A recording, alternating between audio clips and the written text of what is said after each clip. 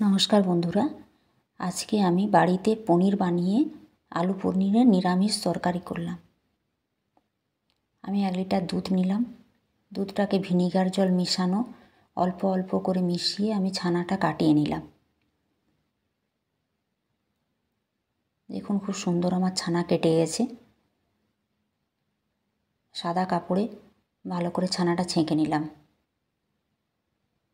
ছানাটাকে ভালো করে সাদা জল দিয়ে ধুয়ে নিলাম। এইভাবে একটা থালার উপরে একটা প্লেট নিলাম।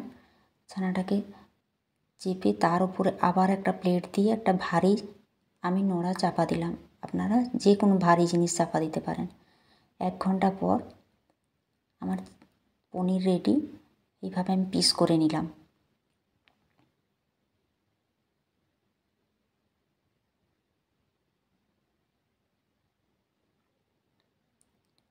একটা মিক্সির জারে 1 চামচ পোস্ত, একটু আদা টুকরো, একটা টমেটো, 3টে কাঁচা লঙ্কা একসঙ্গে পেস্ট করে নিলাম।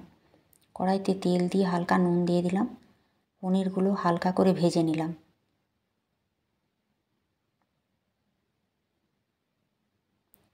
পনিরগুলো তুলে নিয়ে ওই তেলেই নুন দিয়ে সেদ্ধ করা আলুগুলো ভালো করে তেলের উপরে ভেজে নিলাম। আলুগুলো তুলে নিয়ে ওই তেলে আবারও একটু তেল দিয়ে আমি 1 চামচ জিরে ফোড়ন দিয়ে, একটা এলাচ, দারুচিনি, লং ফোড়ন দিয়ে হলুদ আর লঙ্কার গুঁড়োটা আমি জল দিয়ে মিশিয়ে রেখেছিলাম, আমি ঢেলে দিলাম। তারপরে যে পেস্টটা করেছিলাম ওই মশলার পেস্টটা দিয়ে ভালো করে নেড়ে স্বাদ মতো চিনি দিয়ে দিলাম। চিনি দিয়ে আবারও নেড়ে নিয়ে আমি পনির আর আলু ভাজাটা দিয়ে কষিয়ে নিলাম।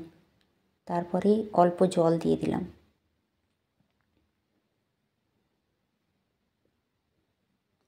স্বাদ মতো নুন দিলাম। 1/2 চামচ ঘি দিয়ে দিলাম। এইভাবে আলুগুলো কিছু ঘেঁটে দিলাম। এভাবে আমার রেডি আলু পনিরের নিরামিষ রেসিপি।